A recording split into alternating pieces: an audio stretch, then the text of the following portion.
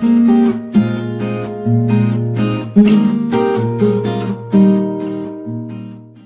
শিক্ষার্থী, আসসালামু আলাইকুম। আশা করি তোমরা সকলে ভালো আছো।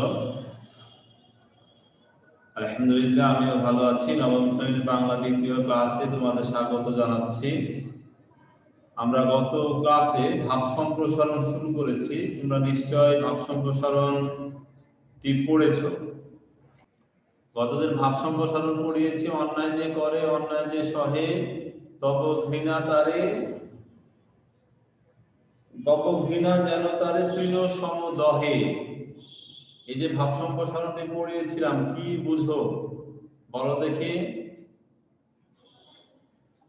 নাফিসা বলো। জি স্যার। আমি কি ভাব সম্প্রসারণটা পুরোটা বলবো নাকি যেটুকু বুঝছো ওইটুকু বলবো? না, তুমি যা বুঝেছো তাই বলো। হ্যাঁ স্যার, মানে যারা যারা হচ্ছে অপরাধ করে এবং ওই অপরাধকে যারা প্রশ্রয় দেয় তারা সমান অপরাধী। আমরা অনেক সময় অপরাধ চোখের সামনে দেখেও চুপ করে থেকে যাই। নিজের স্বার্থের ভয়ে আমরা সামনে এগোই না, অথবা নিজেকে রক্ষা করার জন্য আমরা অপরাধটার প্রতিবাদ করি না। কিন্তু এটা করা উচিত নয়। আমরা শুধুমাত্র নীরব দর্শকের মতো না থেকে আমাদের উচিত যখন আমরা কোনো অপরাধ হতে দেখবো তখন তার প্রতিবাদ করা এবং যার যে অপরাধের ভুক্তভোগী তাকে সাহায্য করা। কেননা অন্যায় সংঘটিত হওয়ার সময় ওসব দর্শক যদি সরব প্রতিবাদী ভূমিকা পালন করে তাহলে অন্যায় মানে পালন করতো, তাহলে অন্যায়টা আর ঘটতো না, অন্যায়টা স্থান লাভ করতে পারতো না। এই জন্য যদি আমরা প্রতিবাদ করি তাহলে অন্যায়ের হার কমে যাবে এবং অন্যায় করার প্রবণতা কমে যাবে। আচ্ছা, অন্যায়কে যারা সহযোগিতা করে বা অন্যায় সহ্য করে তারা সবাই অপরাধী।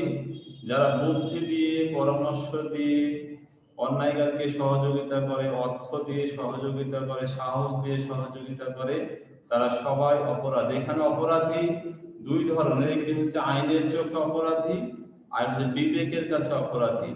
আমরা অনেক সময় যে আমরা অন্যায়ের প্রতিবাদ করি না, হয়তো আমাদের শক্তি সামর্থ্য নেই, কিন্তু আমি তো বিবেকের কাছে অপরাধী হয়ে গেলাম যে আমি এই যে অন্যায় আমার সামনে সংঘটিত হলো, সেই অপরাধ সম্পর্কে আমি কিছুই প্রতিবাদ করতে পারলাম না, কিছুই পদক্ষেপ নিতে পারলাম না। এটা খুবই দুঃখজনক একটি বিষয়।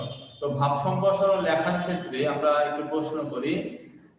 আচ্ছা বলো তো দেখি,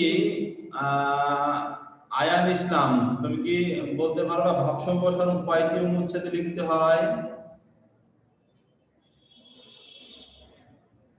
স্যার বলবো স্যার? বলো। স্যার 3টি স্যার। এই 3টি অনুচ্ছেদে কি কি বিষয় থাকে? স্যার প্রথমে হচ্ছে স্যার মূল ভাব, আর যেটা মাঝখানেটা সেটা হচ্ছে আমার যে মানে মূল ভাবটা দিয়েছি সেটা ব্যাখ্যা, আর লাস্টে থাকে স্যার উপসংহার স্যার। আচ্ছা আচ্ছা, প্রথমে ভাবের অর্থ মানে মূল ভাব অংশ থাকবে, পরে ভাবটাকে ব্যাখ্যা করে বিস্তারিতভাবে বর্ণনা করতে হবে।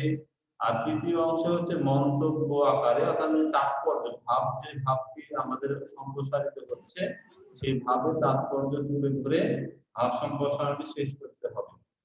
আচ্ছা, আরেকটি প্রশ্ন, ভাব সম্প্রসারণ কত শব্দের মধ্যে লিখতে হবে বলতে পারবে কেউ? 200 শব্দ। 200 শব্দের মধ্যে ভাব সম্প্রসারণ লিখতে হবে। আজকে আমরা ভাব সম্প্রসারণ নিয়ে আলোচনা করবো। যে ভাব সম্প্রসারণটি আজকে আমরা পড়বো সেই ভাব সম্প্রসারণ হচ্ছে আপনি আসলি ধর্ম।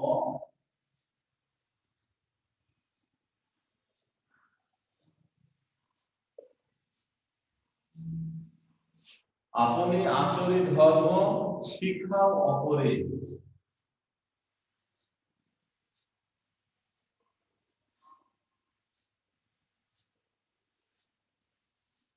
এই ভাব সম্প্রসারণটি আজকে আমাদের আলোচনার বিষয়। এখানে আপনি মানে হচ্ছে নিজে। আপনি শব্দের অর্থ হচ্ছে, এর অর্থ হচ্ছে নিজে। আচরি শব্দের অর্থ নিজে। আচরি, আচরি, আপনি আচরি। ও আচরণ স্যার, আচরণ স্যার, আচরণ, মানে হচ্ছে আচরণ। পালন করা। এখানে আচরি শব্দের অর্থ হচ্ছে পালন করা। ধর্ম মানে আমরা জানি উপদেশ, আমাদের ধর্মের যে বিষয় রয়েছে শিখাও অপরে। এখানে যে কথাটি আমরা বুঝতে পেরেছি সেই বিষয়টি হচ্ছে যে কোনো উপদেশ কাউকে দিতে হলে অবশ্যই আগে প্রথমে নিজে তা পালন করতে হবে। অর্থাৎ ব্যক্তির তার জীবন আচরণের মধ্যে যা পালন করে তাই মূলত অন্যকে উপদেশ হিসাবে দেওয়া প্রয়োজন। তাহলে নিজের পালনীয় বিষয়গুলোই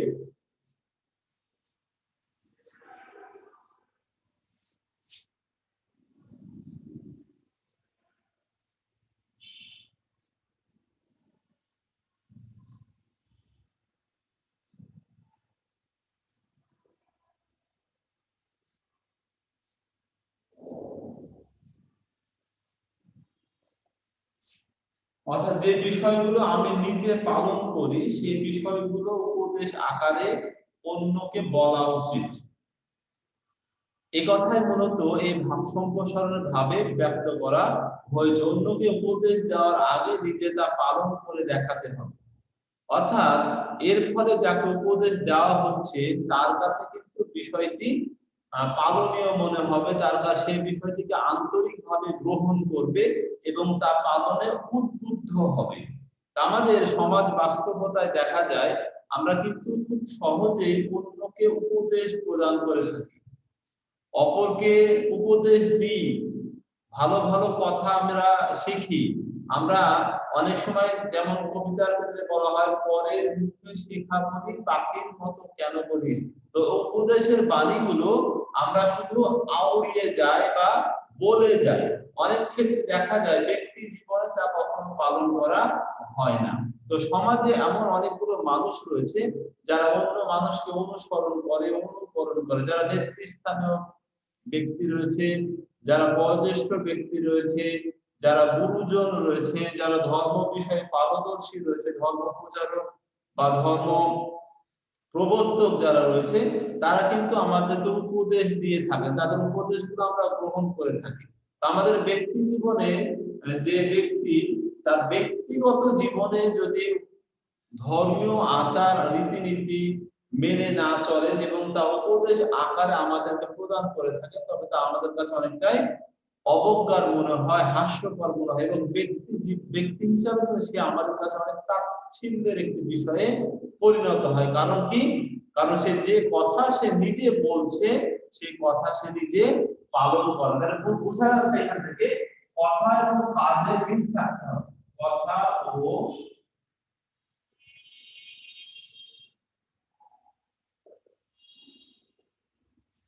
কাজে মিল রাখি, অর্থাৎ আমি যে কথা বলবো সেই কথা আমি পালন করে বা কাজে পরিণত করে আমার জীবন আমি পরিচালনা করবো। অর্থাৎ ব্যক্তি জীবনে একজন ব্যক্তি যে কথা বলবে বা যে কথা অন্যের সামনে উপদেশ আকারে প্রদান করবে সেই কথাটিকে অবশ্যই তার ব্যক্তি জীবনে পালন করতে হবে।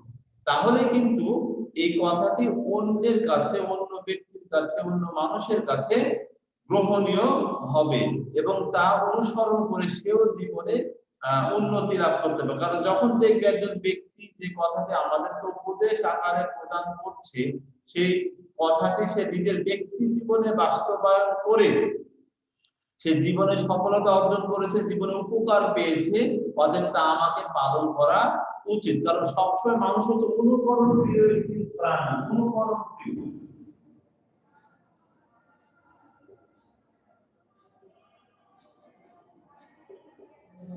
মানুষ হচ্ছে অনুকরণ করতে পছন্দ করে, অন্যকে অনুকরণ করে অনুসরণ করে সে নিজের জীবনটাকে পরিচালনা করতে পছন্দ করে।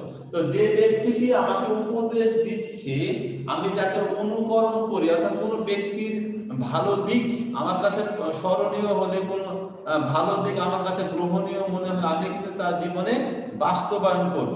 তো মানুষ অন্যকে অনুকরণ করে, অনুসরণ করে তার ব্যক্তি জীবনটাকে সুন্দর করার জন্য। যাকে অনুসরণ করে বা অনুকরণ করে সেই ব্যক্তিটি কিন্তু তার কাছে প্রিয় ব্যক্তিত্ব।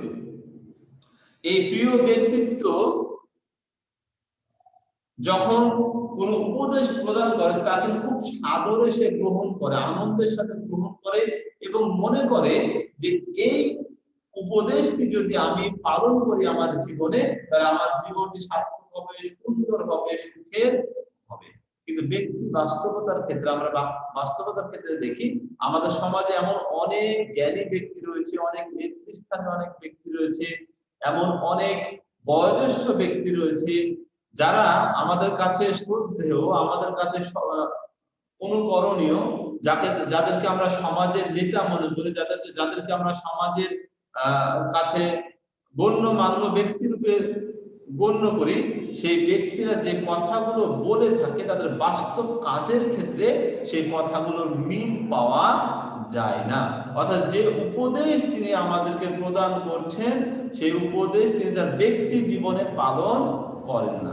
যখন ব্যক্তি জীবনে তা পালন করবে না, অথচ অপরকে উপদেশ প্রদান করবে, সেই উপদেশের প্রভাব যাকে প্রদান করা হচ্ছে তার জীবনে আমরা দেখব না।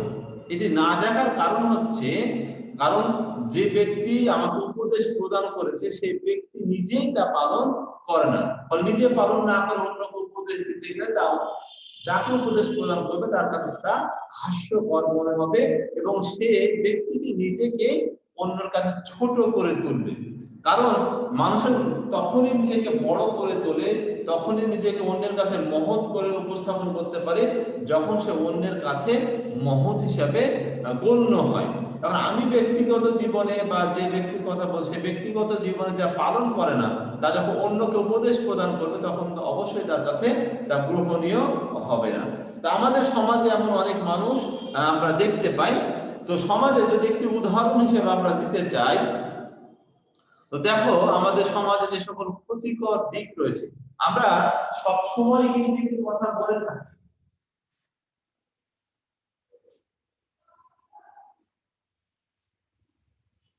ধূমপান স্বাস্থ্যের জন্য ক্ষতিকর।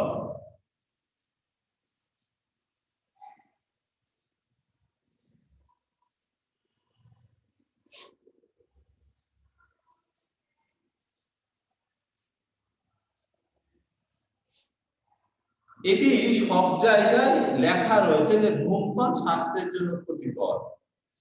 যে ব্যক্তি নিজে ধূমপান করে সেও জানে যে স্বাস্থ্যের জন্য ক্ষতিকর। এখন এই ব্যক্তি যদি অপর একজন ব্যক্তিকে উপদেশ প্রদান করে যে ধূমপান স্বাস্থ্যের জন্য ক্ষতিকর, অতএব তা আমাদের সেবন করা উচিত নয়, তাহলে এই কথাটি অন্যের কাছে কতটুকু গ্রহণীয় হবে বলে তুমি মনে করো?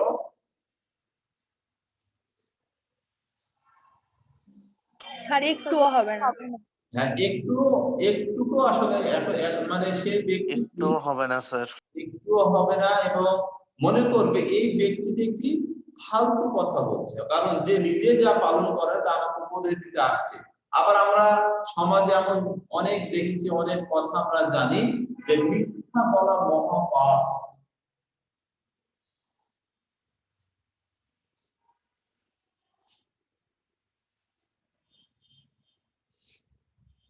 সত্য মানুষকে মুক্তি দেয়।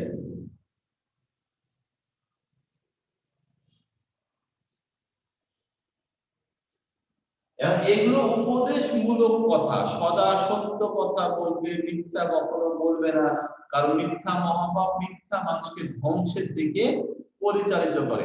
আমরা জানি যে এই যে কথাগুলো, উপদেশগুলো আমরা আমাদের পাঠ্য বইয়ে বা আমাদের বয়োজ্যেষ্ঠদের মুখ থেকে শুনে থাকি বা পাঠ্য বই পড়ে থাকি, এগুলো কি আমাদের জন্য ক্ষতিকর না উপকারী? উপকারী। উপকারী। উপকারী এবং এগুলো আমাদের জন্য আসলে অনুসরণীয়, অনুকরণীয় বিষয়। কারণ ধূমপান যেহেতু ক্ষতিকর আমরা সবাই জানি, অতএব তা আমাদের কাছে সবার কাছে বর্জনীয় হওয়া উচিত। আবার মিথ্যা বলা মহাপাপ, মিথ্যা মানুষকে ধ্বংস করে, মিথ্যা মানুষকে বিপদে ফেলে, এই উপদেশটি অবশ্যই আমাদের পালনীয়। অর্থাৎ এই মিথ্যা আমাদের ব্যক্তিগত জীবনে কখনোই বলা উচিত নয়। আবার বলা হয় সত্য মানুষকে মুক্তি দেয়, সর্বদা সত্য কথা বলবে, বিপদে পড়লে কখনো মিথ্যা কথা বলবে না। আব্দুল কাদের জিলানীর ঘটনাটি আমরা সবাই জানি। তাহলে এই যে ঘটনাগুলো আমরা জানি, যেগুলো আমাদের ব্যক্তিগত জীবনে অবশ্যই অনুসরণীয়, অনুকরণীয় এবং পালনীয় বিষয়। কিন্তু এই সত্য কথাটিও যদি এমন একজন ব্যক্তির মুখ থেকে আমরা শুনি যে ব্যক্তিটা বাস্তব জীবনে, তার ব্যক্তিগত জীবনে এই উপদেশগুলো পালন করে না, তবে তা আমাদের কাছে অনুসরণীয় হবে, বরং সেই ব্যক্তিটি আমাদের কাছে হাস্যকর পরিণত হবে এবং সে নিজেকে অন্যের কাছে ছোট করে তুলতে পারে। তাহলে বোঝা যাচ্ছে একটি ভালো কাজের উপদেশ দিতে হলে অবশ্যই তা আগে নিজেকে পালন করতে হবে। উপদেশ গ্রহণকারীর পাশাপাশি যদি উপদেশ প্রদানকারী তা পালন করে তবেই তা সবার কাছে গ্রহণীয় হবে। তাহলে কাউকে উপদেশ দেওয়ার মধ্য দিয়ে মানুষ ভালো সাজার যে ভান করে, আমাদের সমাজে বাস্তবতায় আমরা দেখছি যে আমরা মনে করি আমি ব্যক্তিগত জীবনে যতই অপরাধ করে থাকি, আমি অন্যকে যখন ভালো উপদেশ দিব তখন আমি মানুষের কাছে মহৎ মানুষে পরিণত হব। আমাদের বিশেষ করে নেতৃস্থানীয় ব্যক্তিদের মাঝে, সমাজের গণ্যমান্য ব্যক্তিদের মাঝে, সমাজের মাতব্বর ব্যক্তিদের মাঝে, সমাজের শিক্ষিত ভদ্র সমাজের মানুষের মধ্যে আমরা এই গুণটি এখন লক্ষ্য করা যাচ্ছে যে তারা নিজেরা ভালো মানুষ সাজার একটি ভান করেছে, ছদ্মবেশ ধারণ করেছে, কিন্তু বাস্তব জীবনে সে ততটা ভালো মানুষ নয়। এই ধরনের মানুষের কাছ থেকে উপদেশ কখনো মানুষ গ্রহণ করতে চায় না, কারণ উপদেশ পালন করা খুব কঠিন কাজ। উপদেশ প্রদান করা খুব সহজ, কিন্তু উপদেশ পালন করা খুবই কঠিন একটি বিষয়। এই কারণে আমাদের প্রথম যে শিক্ষাটি হচ্ছে সর্বোত্তম শিক্ষা, যে আপনি আচরিত ধর্ম শিক্ষা অপরে, নিজে পালন করার পর তা অন্যকে শিখাতে হবে। আমরা কথায় কথা তোমাদেরকে বলে থাকি যে অবশ্যই পরিচিত অপরিচিত সবাইকে সালাম দিতে হবে। এটি আমাদের হাদিসের কথা, এবং আমরা তোমাদেরকে এই নৈতিকতা শিক্ষা দিয়ে থাকি। তোমার পরিচিত অপরিচিত মানুষের সাথে সুসম্পর্ক স্থাপন করতে হলে, মানুষের সাথে ভালো সম্পর্ক স্থাপন করতে হলে, মানুষের সাথে পরিচিতি লাভ করতে হলে মানুষের মধ্যে অবশ্যই তাদের সাথে ভাবের আদান প্রদান করতে হবে। এবং ভাবের আদান প্রদান করার সর্বোত্তম পন্থা হচ্ছে সালাম বিনিময় করা। কারোর সাথে দেখা হলে যখন আমরা সালাম দিব, সেই বয়স আমার ছোট হলেও বড় হলেও, অর্থাৎ আমার সমবয়সী হোক, বয়সে ছোট হোক, বয়সে বড় হোক, সবাইকে যখন আমরা সালাম দিব তখন কিন্তু আমার পরিচিতিটা বাড়বে এবং সমাজের কাছে আমি একজন মানে সম্মানিত ব্যক্তি হিসাবে বা ভালো মানুষ হিসেবে পরিচয় করিয়ে দিতে পারবো। আমরা যখন এই কাজগুলো নিজে পালন করবো এবং তা অপরকে পালনের জন্য উদ্বুদ্ধ করব, তখন কিন্তু সমাজ বেশি উপকৃত হবে, মানুষ তা সহজে গ্রহণ করবে এবং তার সমাজে প্রচলন লাভ করবে। তাহলে সেই উপদেশ দাতাই সর্বোত্তম, যে নিজে পালন করে এবং অপরকে পালন করতে উদ্বুদ্ধ করেন বা উৎসাহ প্রদান করে থাকে, উপদেশ প্রদান করে। বোঝা গেছে আজকের ভাব সম্প্রসারণটি? জি স্যার। আচ্ছা, তাহলে আমরা যে ভাব সম্প্রসারণটি পড়েছি, মর্মার্থ হচ্ছে আমাদের ব্যক্তি কথার মধ্যে এবং কাজের মধ্যে অবশ্যই মিল থাকতে হবে। আমি যে কথাটি অপরকে বলবো সেই কথাটি আগে নিজের জীবনে বাস্তবায়ন করতে হবে, বাস্তবায়ন করার পর অন্যকে উপদেশ দিতে হবে, তাহলে সেই উপদেশটি অন্যের কাছে গ্রহণীয় হবে, অন্যের কাছে পালনীয় হবে এবং অন্যরা তা সাদরে গ্রহণ করবে।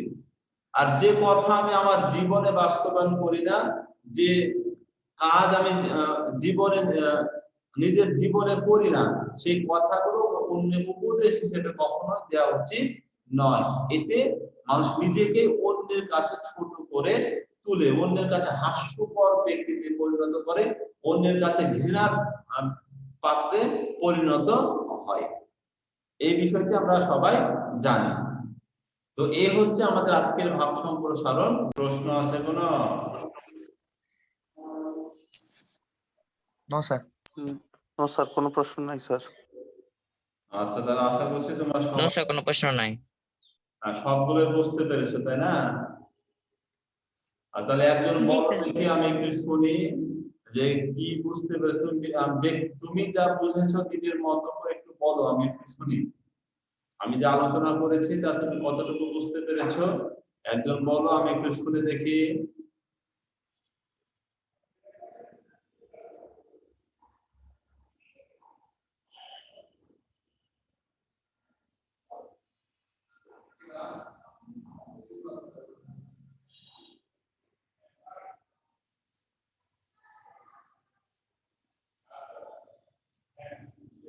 ইয়েস স্যার, বলবো স্যার? হ্যাঁ, বলো। স্যার স্যার এখান থেকে যা শিখেছি তাহলে স্যার আমি যা করি না সে সম্পর্কে মানে যা করি না সেটা করার আগে যদি আমি মানুষকে দিই, পরামর্শ দিই, তাহলে এটা মানুষের কাছে হাস্যকর হয়ে উঠবে। তাই আমি মানে যেমন যে কাজটা আমি করি না সেই কাজটা করে আমি মানুষকে উপদেশ দিব, মানুষকে মিথ্যা উপদেশ দিব না, যেটা আমি করি না সেই উপদেশ আমি দিব না, বরং আমি যেটা সত্য উপদেশ যেটা আমি করি অন্যকে সেটা আমি করাবো। স্যার এটাই স্যার। আচ্ছা, আর কেউ? আর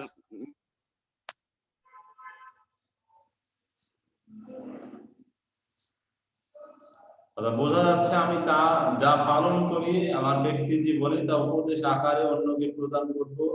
ব্যক্তি জীবনে যা আমি পালন করি না তা কখনো উপদেশ হিসাবে অন্যকে পালনের জন্য উদ্বুদ্ধ করব না। যদি আমি তা প্রদান করে থাকি তাহলে অবশ্যই তা আমার কাছে আমি অন্যের কাছে ছোট হয়ে যাবো। মানুষ আমাকে কখনোই আর ভালো মানুষ হিসেবে গ্রহণ করবে না, মানুষ আমাকে আর সম্মান করবে না, শ্রদ্ধা করবে না।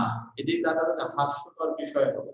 যদিও বাস্তব জীবনে আমরা অভিনয় করতে পছন্দ করি, আমরা সবাই এখন অভিনেতা, সবাই মনে করছি যে অভিনয় করে আমরা নিজেদেরকে ভালো সাজবো, সবাই অন্যের কাছে নিজেকে মহৎ মানুষ হিসেবে প্রতিষ্ঠিত করতে চাইবো।